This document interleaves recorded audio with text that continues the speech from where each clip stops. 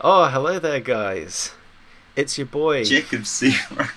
It's your boy, Phoenix Smith. And you trap, Jacob C. Rose. Here today to talk about Sheda. We thought with Sheda there was a lot to unpack.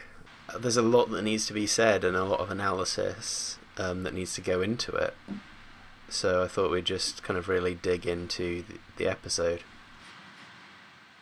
Let's just jump right into it. I'm scared.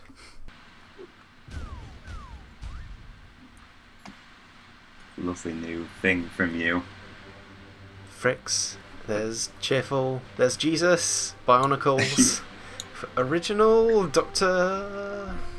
Dubba-da-dubba-da-dubba-da-doo. JRPG. And some script pages. Dab. Help. Blair Harrison. A squiff. Da-da-da-da. Do, Fuck do, up, do, sir. do, do, do, do, do, do.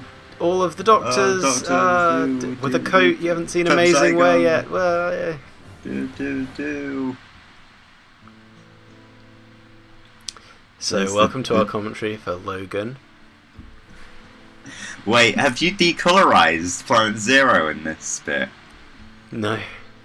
No. I should do Sheda Noir, though. I think perhaps it's just how dark the music is. It's making me think different things. Yeah. Well, you weren't wearing a beard, right? It's just everyone kind of perceived PB to have a big beard in this scene because of how immersive the music was. Oh yeah, I didn't even see myself with a beard first time I saw it, and then Phoenix put on the music, and I was like, where did that beard come from? Yeah. This was a really rubbish axe that broke immediately. I'm really good at breaking things, and I tried to be so careful with it, I still broke it. Never give Jacob props. This is why he doesn't work with props in his videos. They have to be sturdy items.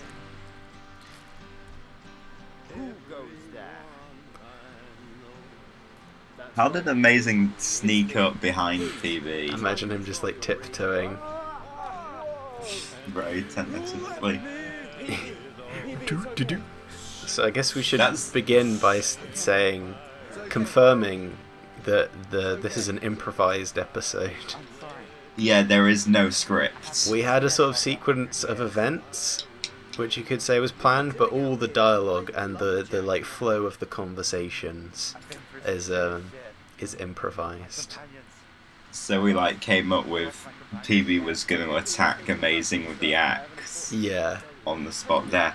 Literally the outline for this scene is Amazing goes to see Hermit PB and tells him about Sheda. Yeah. And then I yell about my own series. I think I guess piece of advice is when doing improv, make sure to do a few different takes, because then you can kind of stitch it together later, and you can almost do the writing in editing, or you can clean it up a lot, because the kind of order in which we say things in this bit is not how we filmed it. Oh, it was a bit of a mess when we filmed it. Yeah, so I think like we start talking about Sheda halfway through, and then we talk about some other stuff, and then we leave.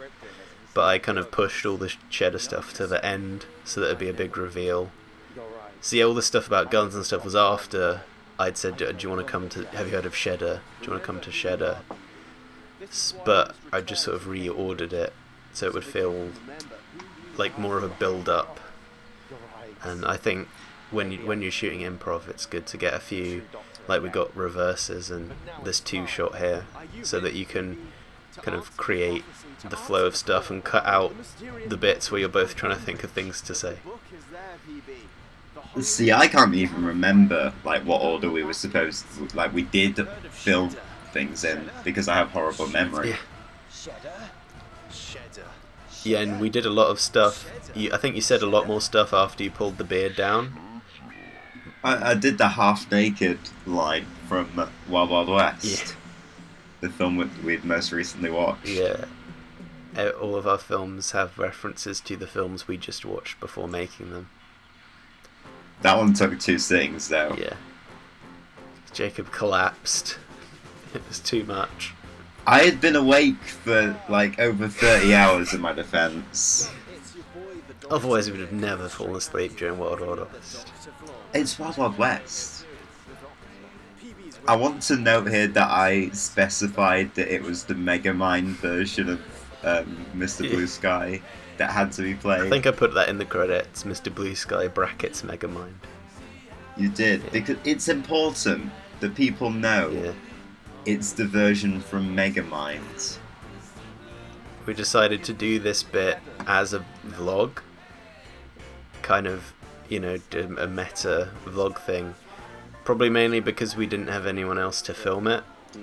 If we'd had like a third person to do camera, probably would have not had that bit. But just simply doing that, hey guys, it's a vlog thing at the beginning. Let us operate camera on each other. So that was pretty good. And Jacob, you know, filmed a swan, which was an inspired moment. It's the true villain, the real villain of the episode. He will return. Sheda 2, Revenge of Swan. We've got to get him in on the contract. I added some swan honking sound effects to that bit, so when you hear like wah, wah, it wasn't actually doing that. Just made it more menacing. You've ruined it for me. How dare you? Shattered the illusion. Yeah, the swan was actually motion capture performance by Andy Serkis. The swan wasn't really there.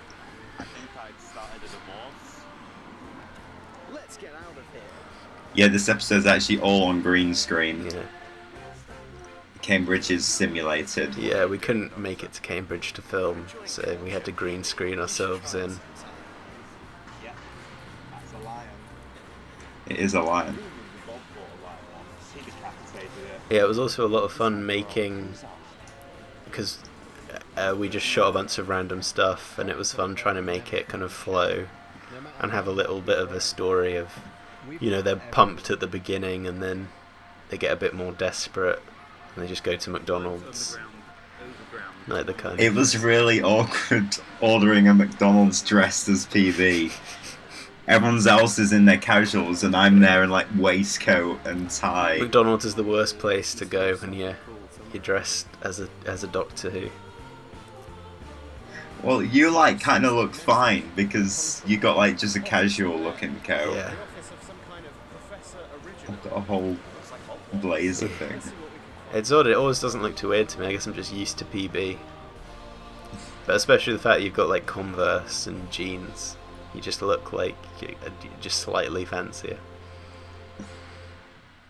That is true. Yeah, and the Amazing has a satchel added to his costume just so that I had something to carry the camera in. It's new canon outfit edition. Never has anything in there though. No, he has biscuits in there, obviously. So we've got more of the original Doctor here. You can't not have more of the original Doctor if you have the chance to put him in something. It was quite a good swap out for Professor Chronotis in Sheda. Just because he was the senile old Time Lord we already had in our canon.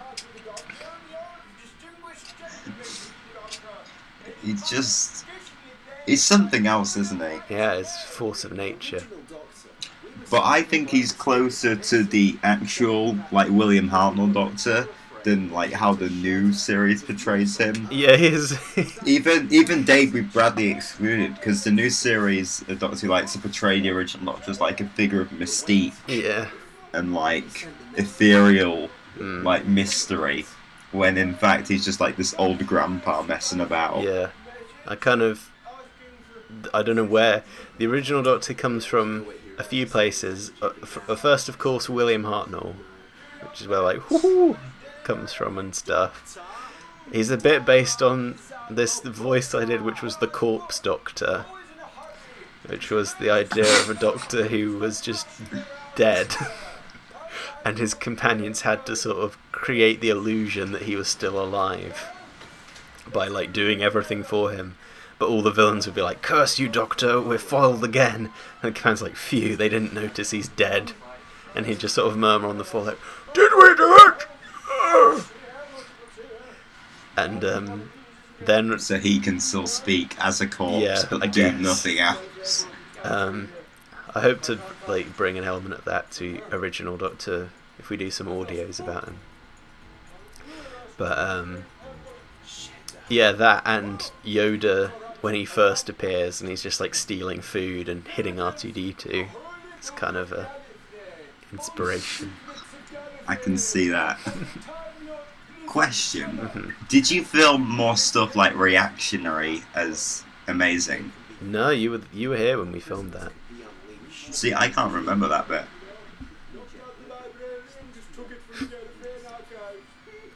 Just reading out Starscream's page, the best Starscream one. cameo, yes. Everyone loves Starscream. He's good. He's the best one. He's a jet who loves to cruise. He is indeed. Yeah, I have a few of these big guides. I think I have a Spider-Man one, an X-Men one. Chose Transformers in honor of William Goff, our glorious friend and ally, creator of Fricks. Ah, yes. It's a nice bit of foreshadowing. That's the loosest piece of foreshadowing ever. Foreshadowing William's influence. Only William himself would be able to tell. More foreshadowing, biscuit crumbs everywhere. Foreshadowing for no one's gonna know what we're foreshadowing. Isn't that the point of foreshadowing? That's true.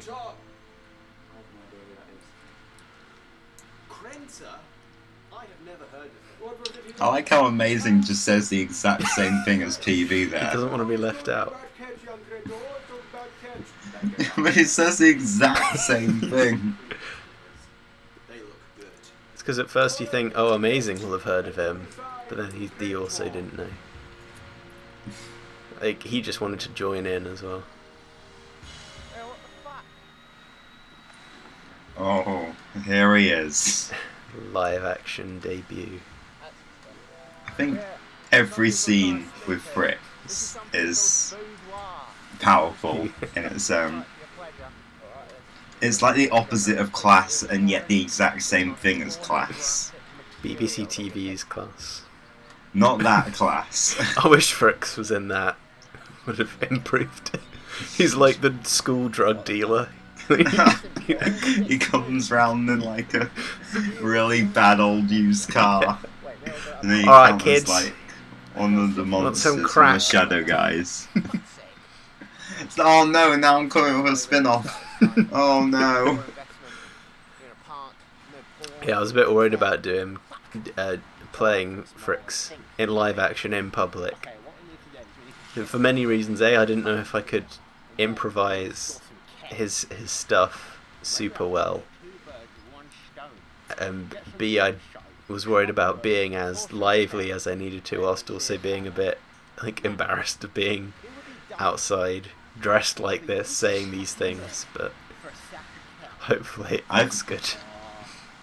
I think you pulled it off very well. I mean, the good thing about Fricks is that you can kind of improvise it like a lot better. Like, his character lends itself to improvisation because he's a bit of a dumbass. Yeah, like he can just like mumble things and correct himself. Like the bit where he just says one number. Yeah. I think original Doctor's the hardest character for me to play. Because A, it hurts my voice because he's very loud.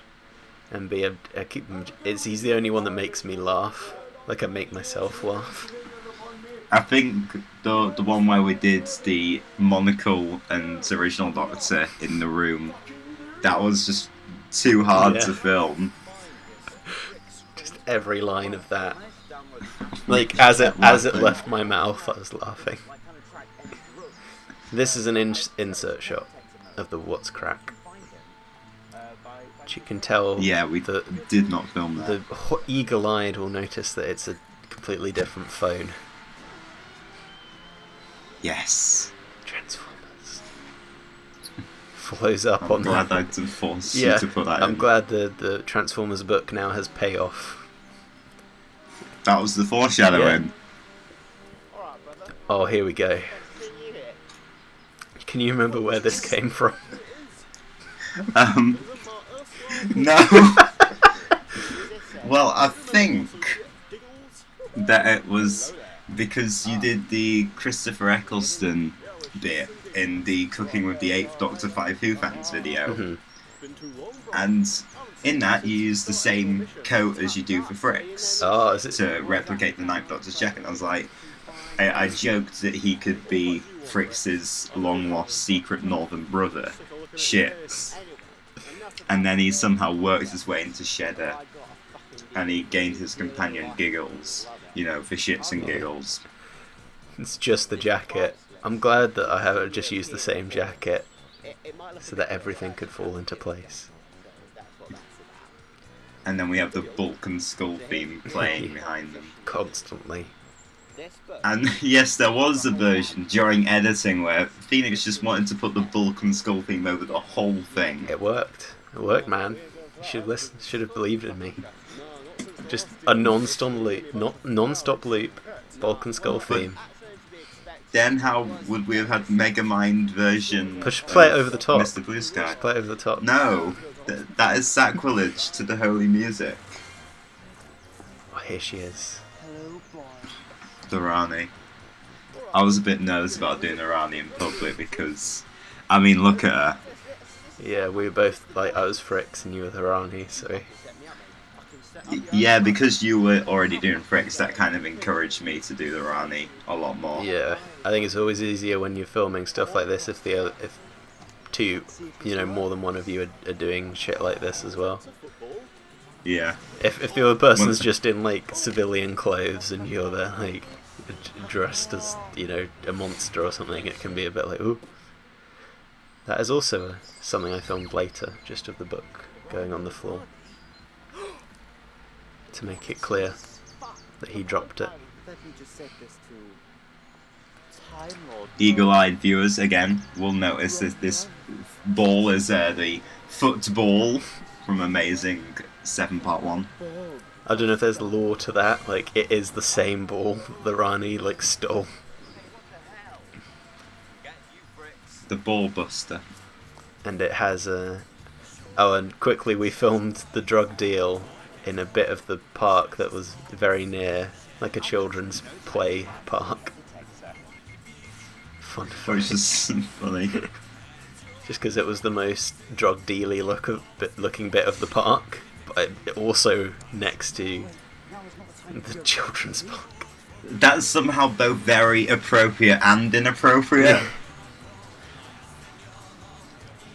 So this is another musical segment. Almost would have been funny to have Fricks go get to there by going through the children's park, just playing on it, on the seesaw. I'm sad that we didn't have that. Oh, to go back a bit, the put on your 3D glasses bit was just because that shot came out really overexposed, but I still wanted to use it, and I couldn't make it look normal, so I just thought I'd make it look weirder. And so I put the 3D effect on it to hopefully cover that. It's not legitimately 3D, so don't try and put on your glasses. I got worried when I first watched it. The best thing about this chase scene is we have shots of PB and Amazing running about Cambridge, and then Fricks is in one location in the park. Yeah, he's not moving. He's just been wandering in a circle. Which is very of him.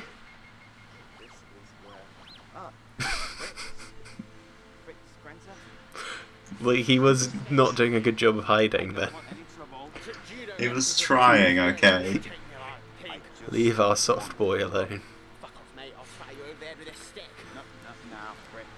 Yeah, this is a very clearly stitched together bit because the cigarette is just in and out of his mouth between shots. Like no. Despite the lack of continuity, I think this might be one of my favourite back bits.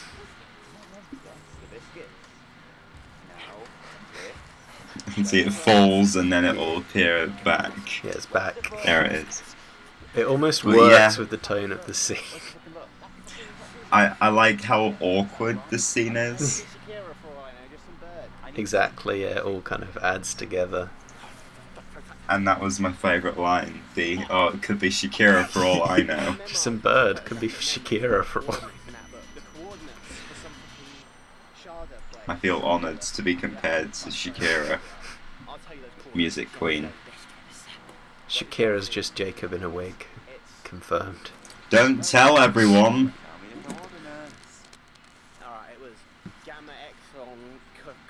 I love this tight camera work. Everyone knows that I do great tight camera work. Excessive zooming, that kind of thing. If you hand Jacob the camera, you're going to get a lot of face. See, I think it's just funnier when you have them, like, boxed in. It's like you are interrogating everyone who's being filmed.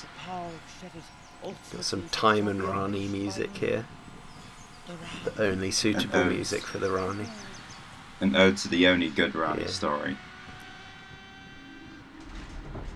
That's actually the only Rani story I've seen. I've seen Dimensions in Time. I was gonna say. Shedda is just Phoenix's shed. Don't give it away. Who people might recognise as the Cyberman spaceship in Christmas 2. Also the Witch's Cave from Anniversary. Oh yeah. Many locations. We look like internet reviewers about to destroy a bad movie.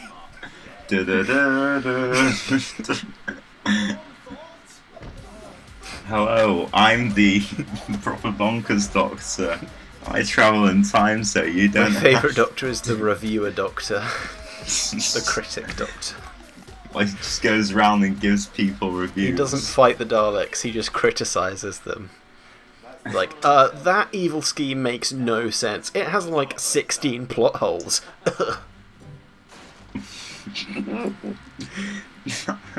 I love how it comes out of nowhere. Yeah, it's where they jump into the air. I don't know, comment below if you saw this coming the first time you watched this, because I don't believe anyone will have seen this coming. I want to know what your reactions were to. Please, I'm very curious. Them suddenly jump. I kind of wish I wanted. I have not seen anyone's first-hand reaction to them jumping up in the air. No, I want face cam. No, please guys, send in your video reaction. Honestly, I'd be interested in the comments just to know what you thought of this.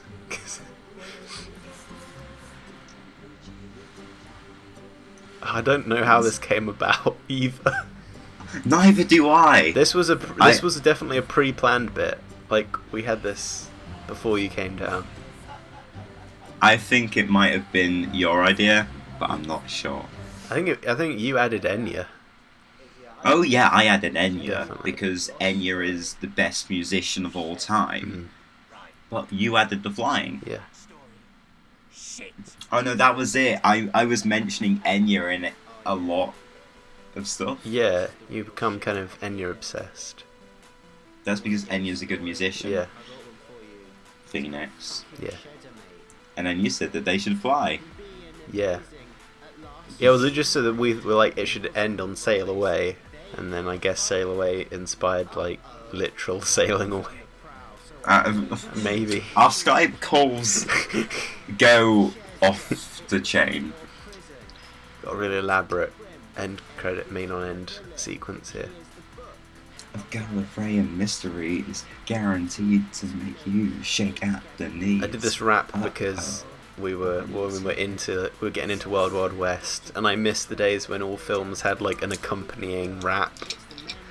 Like, they all had a rap that got released with them and were about the events of the film, like Wild Wild West, and the Deep Blue Sea one is amazing.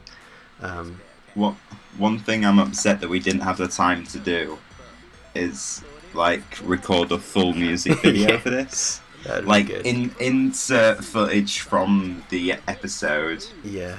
and then also do like Fricks a bit rapping. with Fricks rapping. He's like dancing Yeah. with the Rani, just like also there or something. Yeah. She's like doing like sexy music video dancing. Suddenly he's dressed in all white. It's like a full white suit.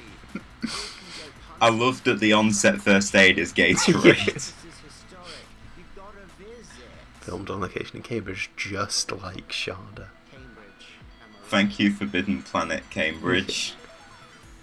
That's a, I actually bought something from that scene. yeah, I made Jacob spend his money and buy things for the joke. I actually wanted the thing, so joke's on you. What did you buy?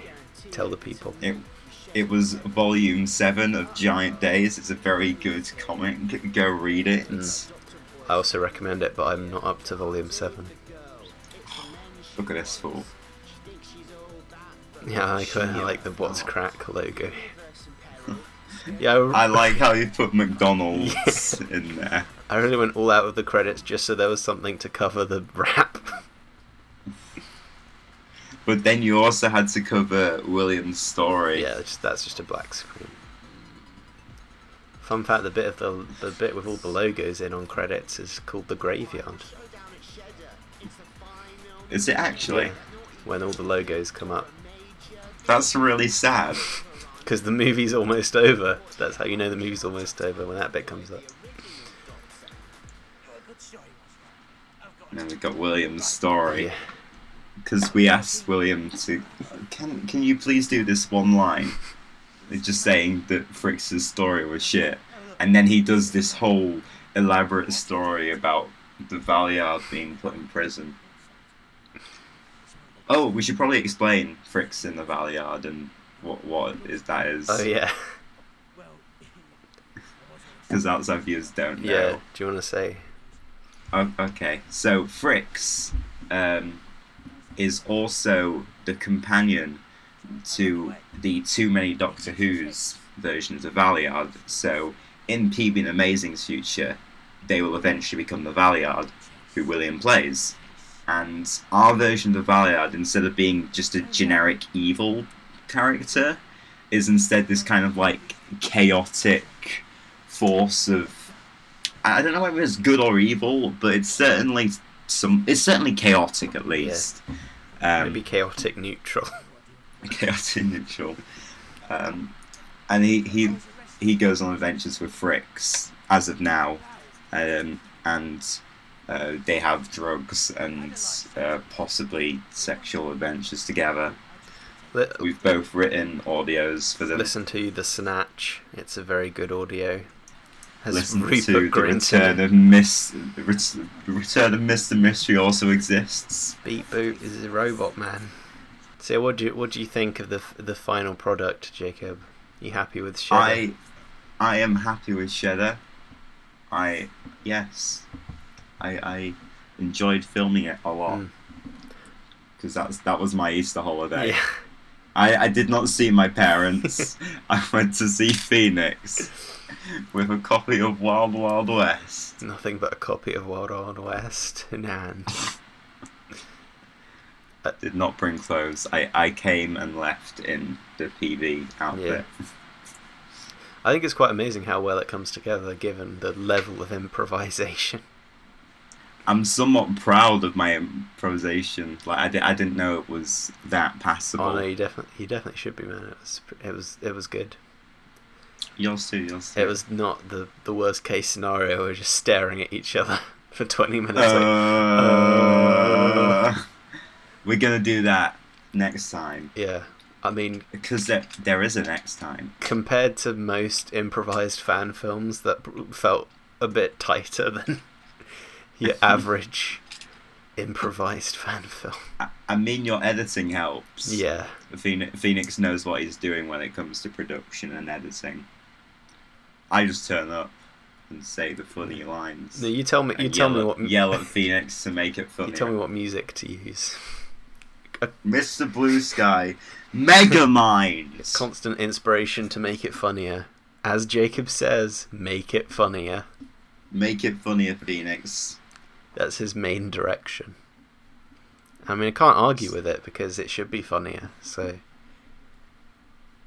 I'm only speaking the truth in an aggressive manner. Yeah. So, I mean, do you think we'll do another episode like that with no script?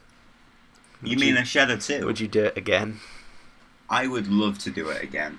And I mean, the ultimate evil was not in Sheda, so where is it? No. I mean, were we just being lazy and couldn't be bothered to think of any more plot, so we just said the ultimate evil wasn't there?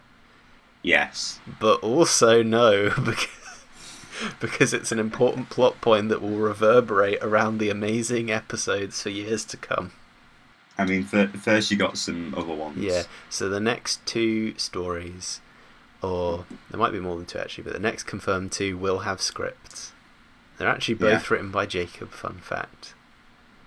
I'm sorry. In a kind of more solo way. I probably did some bits and bobs. You did quite a lot with the next one coming out. Amazing. What will it be? 8? Yeah. Are we on 8? Yeah, it'll be 8, the first numbered one for a while. Yeah. Well, since Stuck in Cannons. Yeah. So I'm currently planning to do 8 and then the next Christmas one. Which is always something that I do. I don't know how you're going to top. Every year is a challenge to top the last one. I'm running out of Christmas franchises that I haven't seen yet. But I think I've got a good idea. I think we've got like 3 possible ideas currently. You think I've got 3? I've got more. Oh no. Just write all all of them and we'll just slowly make them. Well, we'll see. We shall see. Yeah, so those are the next, the 8 and the Christmas one. There might be some little minisodes in there. You know, who knows? I'm gonna come round to Phoenix's and I'm gonna force him to just film me sleeping and release it as a minisode. Nap of the Doctor. Sleep of the Doctor. Sleep no more. That's the next episode. Yeah. And it's just me throwing water at your sleeping body and shouting "Sleep no more." Wake up! Sleep no more. Sleep is not of the Doctor. And we're also doing some audios, hopefully, for Amazing and Original Doctor. Two lines of audio, powerful audio dramas. Don't know when those will come out. Hopefully, pretty soon. And he still needs to write stuff. Jacob needs to write it and make it funnier. I'm sorry, Phoenix. That's my line. How dare you? So I hope you all enjoyed Sheda. All our adoring fans and all our allies at PZP. Bzz. I feel like this one was mainly for you due to all the in jokes and returning characters. Yeah. So I hope you liked it. If you guys aren't following PCP, aka Pope Zygon Productions, give them a look. Yeah, we're part of them. Yeah, we're there on Twitter, on YouTube, with lots of different audios, lots of good audios from other Doctor Whomsts, from the same universe as Amazing and PB. Got, just to name a few, you got Valiard, JRPG. And then he called them the PCP Doctor. The PCP Doctor. The one true. Pink Doctor. Yeah, Pink Doctor. All kinds of good stuff. There's also a PCP Discord, a public Discord you can go on to, and you can converse with anyone who's part of PCP, or anyone's on the Discord. Me. And mainly me. Yeah, Jacob's on there a lot. I'm on there sometimes. So you can collect us like Pokemon. And what I'm talking about. Catch them all. Yeah. Catch all the Doctors. Catch all the human beings. Imprison them. I think we should stop this now. We're just advocating the kidnapping. We've escalated to advocating human imprisonment. Yeah. Alright, Okay, let's give it a stop. take care. Peace out, hot dogs. Don't forget to drink water. Yeah, drink plenty of Gatorade, guys.